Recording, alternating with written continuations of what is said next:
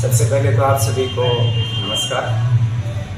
मेरे गृह जिले के गृह कस्बे में आज ये पहली प्रेस कॉन्फ्रेंस में मैं आपके सामने आया हूँ। उम्मीद करता हूँ कि आपके सवालों का मैं यथासंभव सेटिस्फाई कर सकूँ।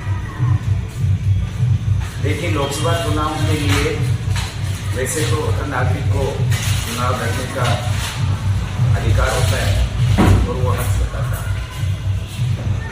मेरा जो सबसे प्रमुख कारण रहा है वो ये रहा है कि नागौर लोकसभा निर्वाचन क्षेत्र जो पहले संयुक्त नागौर जिले का 8 विधानसभा क्षेत्रों से मिलकर के बना हुआ है, उसमें से जब नया जिला डीडवाना नवसर्जित हुआ उसके पश्चात और 2008 का जो परिसीमन हुआ उसके बाद जो 8 विधानसभा क्षेत्र इसमें हैं उनमें से 5 विधानसभा क्षेत्र डीडवाना जिले से। हकीकत ये भी है कि 1952 से लेकर के अब तक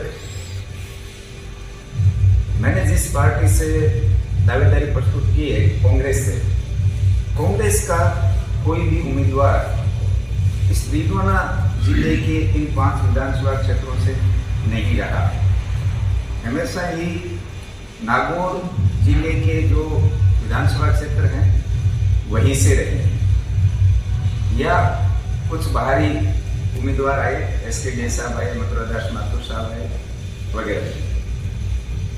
तो मैंने ये सोच करके, और जो यहाँ से डीडवाना क्षेत्र के लोगों की इच्छा थी, यहाँ के जनप्रतिनिधियों की इच्छा थी कि आपको, चूंकि आपने सेवा में रहते हुए भी सामाजिक सरोकार के लोगों के जो जायज काम थे उसमें आपने सदैव सहयोग किया है।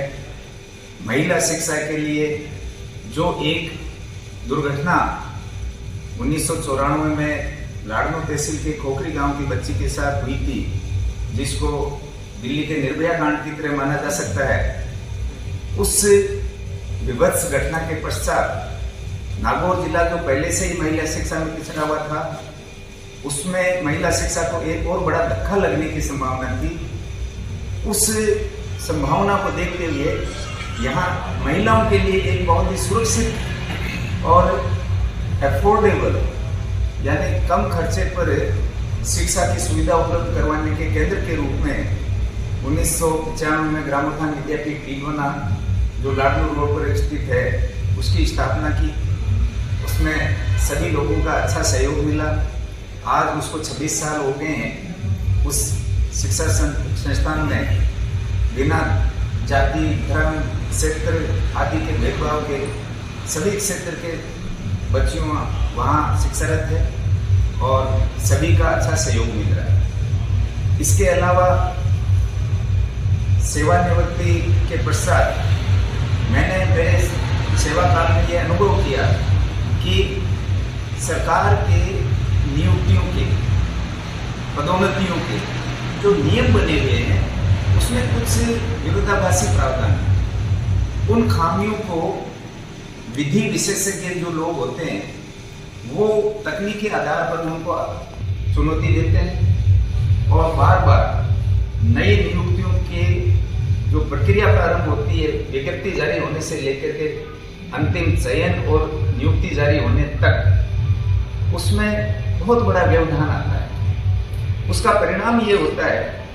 कि जो युवा बेरोजगार प्रतियोगी परीक्षाओं की तैयारी करते हैं, आप और हम सब जानते हैं कि प्रतियोगी परीक्षाओं की तैयारी के लिए कितने कठोर कंपटीशन के सामने आगे निकलना पड़ता है। उसके लिए कहीं कोचिंग की सुविधा प्राप्त करनी होती है, वो भी कितने महंगे होते हैं। लगातार घर से बाहर रह करके तैयारी करनी पड़ती है और यदि ऐन वक्त पर उस भर्ती प्रक्रिया को किसी लीगल कॉम्प्लिकेशन की वजह से किसी सक्षम न्यायालय के द्वारा रोक दिया जाता है तो उनके जो भी आशाएं, अपेक्षाएं हैं उस पर बड़ा कुठाराघात होता है। और सामान्य साधारण परिवार के जो संरक्षक होते हैं उनके लिए ये बड़ा मुश्किल हो जाता है कि वो अपने बच्चों को, चाहे बेटा हो या बेटी हो, उसको आगे कब तक प्रतियोगी परीक्षाओं की तैयारी के लिए वो समर्थन देते रहें। आर्थिक जो विपत्ति है वो भी एक बड़ा कारण होता है। तो मैंने सेवानिवृत्ति के पश्चात ये प्रयास किया कि इन जो नियमों में जहां विरोधाभास है, जैसे Rajasthan public service commission appointment rules 1999, उसमें एक रूल 15 था। उसकी वजह से राजस्थान प्रशासनिक सेवा व अन्य राज्य सेवाओं की जब भी नियुक्ति की प्रक्रिया प्रारंभ होती थी, कोई भी नियुक्ति प्रक्रिया जो 1 साल में पूरी हो जानी चाहिए वो 4-4 साल तक पूरी नहीं होती थी। तो उस नियम 15 के उपनियम 2 को मैंने 2020 में संशोधित करवाया।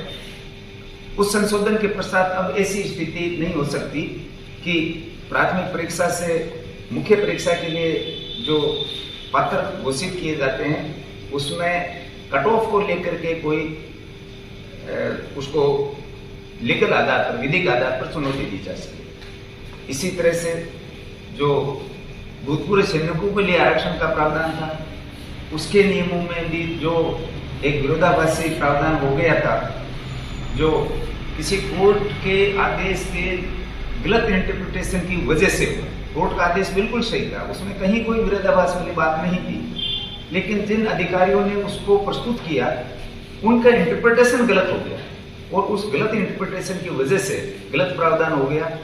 नतीजा ये रहा कि भूतपूर्व सैनिकों के लिए आरक्षित पद भी खाली रह जाते और जो बेरोजगार युवा होते उनको भी जगह नहीं मिल पाती।